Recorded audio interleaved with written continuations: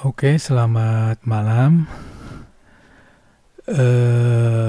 Kali ini saya akan bahas mengenai potret pendidikan dasar dan menengah di Provinsi Jabar ya. Terakhir kita bahas mengenai Jambi, sekarang kita bahas mengenai Jabar.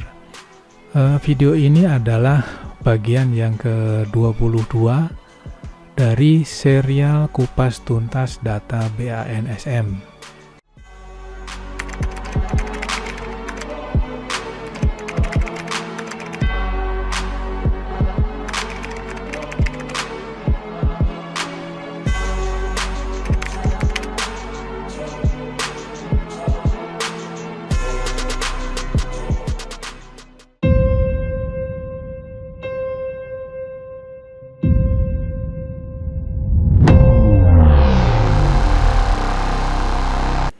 Oke, sebelum memulai, dukung channel ini dengan cara subscribe, like, share, and comment agar channel ini dapat berkembang untuk mengedukasi masyarakat Indonesia. Oke, saya sudah siapkan dashboard di sini, semua provinsi tersedia. Terakhir kita bahas mengenai Jambi, sekarang kita masuk ke Jabar, kita klik aja, kita tunggu. Nah, ini kira-kira potret sekolah di Jabar ya. Jadi di Jabar ini terdapat 37.730 sekolah. Yang terakreditasi A adalah 14.869 sekolah atau 39% dari angkanya ini ya. Kemudian kalau kita lihat lebih detail lagi ya, yang terakreditasi A ini ada 14.000 sekian atau 40 ya, ini pembulatan ya.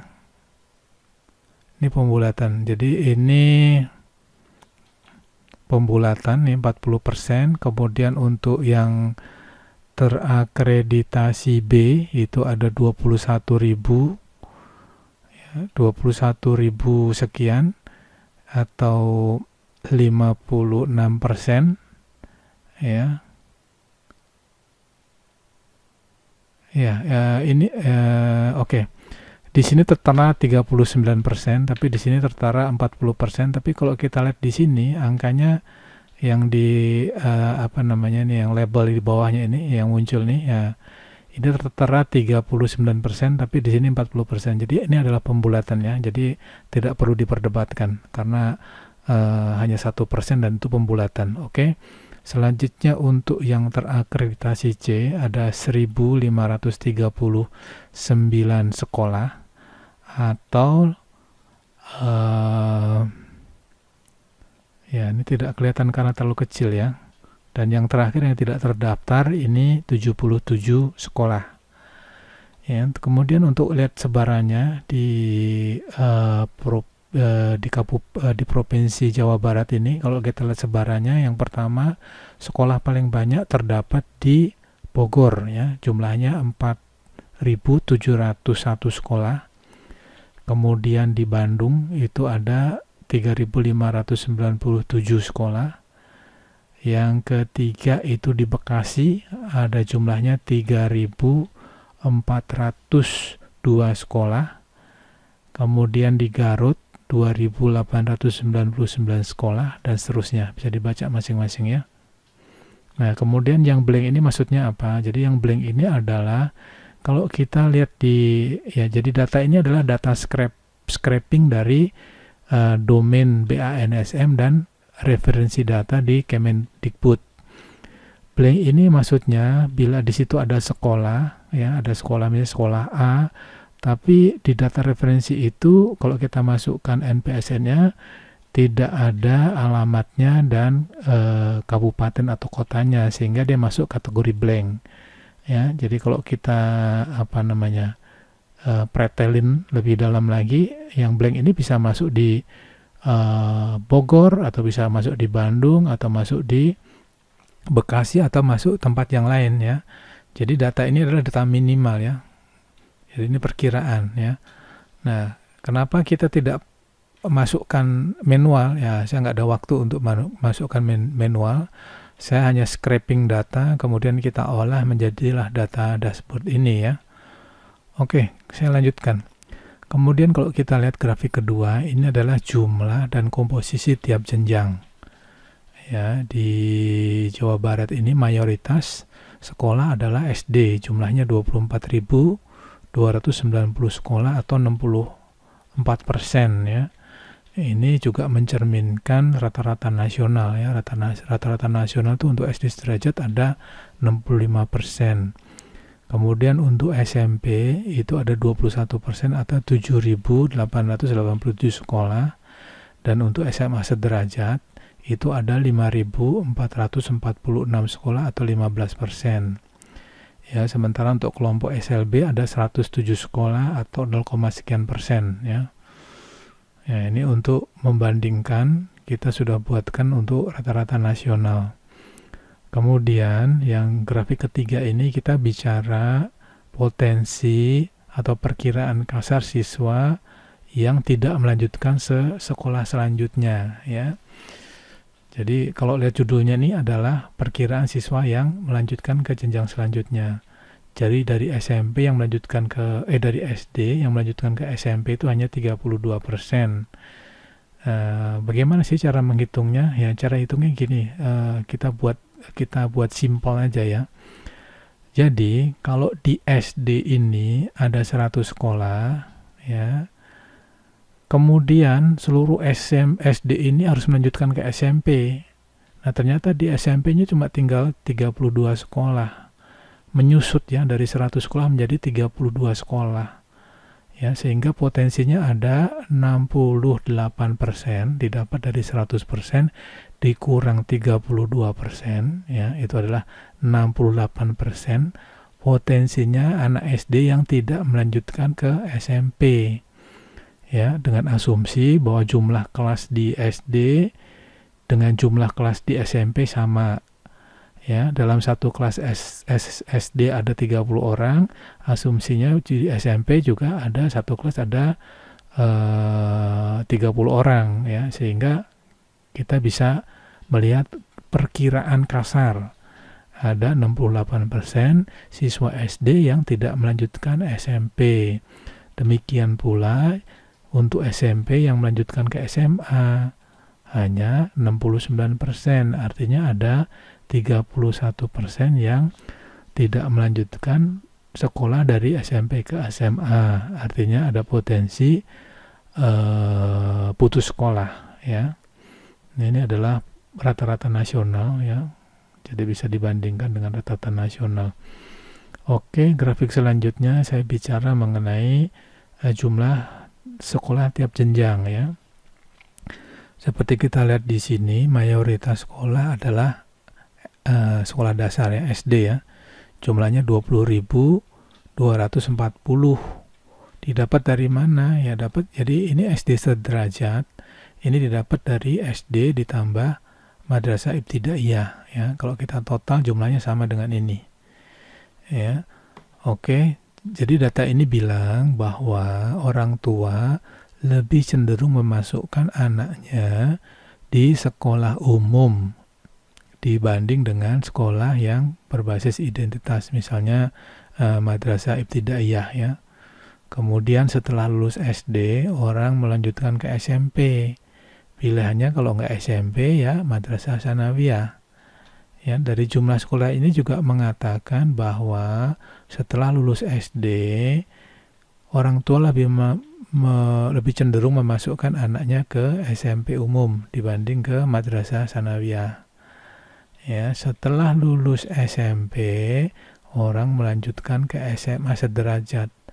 Pilihannya adalah SMK, SMA, dan madrasah aliyah.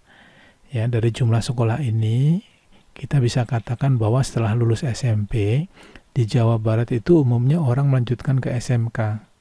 Pilihan pertama. Pilihan kedua adalah ke SMA, dan pilihan ketiga adalah ke madrasah aliyah ya. Oke, kalau kita lihat ini grafik yang ke-5 ya. Ini adalah status kepemilikan sekolah. secara umum ini gabungan dari SD sederajat, SMP sederajat, SMA sederajat, dan lainnya sederajat ini mengatakan bahwa di Jawa Barat ini 57% atau 21.346 sekolah itu milik pemerintah. Ya, sementara sisanya 16.384 sekolah atau 43% itu miliknya swasta. Ini secara umum ya. Kemudian kalau kita breakdown lebih dalam satu persatu, ya ini ternyata paling banyak tuh ya dari sekian nih kontribusi terbanyak adalah di SD. Di SD ini 76% SD sederajat di Jawa Barat itu miliknya pemerintah. Sisanya 24% milik swasta. Kemudian kalau kita breakdown lebih dalam lagi untuk SMP, ya di SMP ini ternyata swasta lebih dominan ya, 73%, sementara pemerintah 27%. Nah, di SMA itu lebih parah lagi kalau kita lihat ya, kontribusi pemerintahnya 15% di sekolahnya nih. Kemudian sisanya 84% itu milik swasta. Ya, dari data ini bisa kita katakan bahwa di Jawa Barat ini pemerintah mulai kurang perhatian untuk jenjang SMP dan SMA ya. Semakin tinggi sekolahnya, maka sekolah milik pemerintah semakin sedikit. Artinya pemerintah kurang perhatian kalau menurut pendapat saya ya. Silakan diterjemahkan masing-masing. Ya, data ini mengatakan begitu. Dari 76% di SD, tinggal 27% di SMP, kemudian menyusut lagi menjadi 16% di SMA. Ya, jadi di Jawa Barat ini bisa dikatakan untuk SMP dan SMA, pendidikan itu dibentuk oleh swasta. Nih, datanya bilang begitu ya. Nih, untuk SMA sederajat juga dibentuk oleh swasta. Nih, datanya mengatakan demikian ya. Kemudian untuk yang ini SLB kita nggak bahas ya. Nah, ini untuk rata-rata nasional. Ya, bisa dibaca masing-masing ya, bisa diterjemahkan, silahkan terjemahkan masing-masing. Kemudian kalau kita lihat head to head comparison, jadi kita coba bandingkan antara SD umum dengan madrasah aliyah ya, ini mengatakan bahwa 83% orang tua lebih cenderung masukkan anaknya ke sekolah umum dibanding madrasah ibtidaiyah atau sekolah yang berbasis identitas lah. Ya, semakin tinggi semakin besar nih ternyata minatnya ya. Ya, di SMP ini dari 17% menjadi 37%. Ya, atau 2 kali lipat nih peminatnya. Mulai SMA juga lebih besar lagi ya. Jadi semakin ke atas sekolahnya, ternyata ya sekolah yang berbasis identitas lebih diminati di Jawa Barat. Ya, data mengatakan demikian ya. Oke, ini juga tadi saya jelaskan, setelah lulus SMP, ini cenderungnya anak sekolah di Jawa Barat ini memilih SMK. Ya, setelah lulus SMP lebih cenderung memilih SMK. Ya, dilihat dari jumlah sekolahnya ini ada hampir 50% SMK. Kemudian pilihan kedua adalah di SMA dan pilihan ketiga di madrasah aliyah. Ya, ini kalau kita bandingkan dengan rata-rata nasional. Ya, kemudian coba kita lihat top 3-nya ya, top 3-nya di Provinsi Jawa Barat ini. Untuk jumlah sekolah terbanyak, itu yang pertama ada di Bogor, jumlahnya 4.701 sekolah. Ya, kemudian di Bandung ada 3.597 sekolah. Yang terakhir di Bekasi ada 3.402 sekolah. Ya, top 3-nya ini. Kemudian untuk top 3-nya yang memiliki akreditasi A terbanyak ya. Yang pertama di Bekasi ada 1.903 sekolah. Di Bogor 1.839 sekolah, dan kemudian di Bandung ada 1.655. Kemudian untuk top 3 kabupaten dengan kualitas sekolah terbaik, maksudnya begini, kita coba bandingkan jumlah yang terakreditasi A dalam satu kabupaten atau kota Ya, jadi misalnya nih Bekasi ini kita bandingkan dengan total sekolahnya.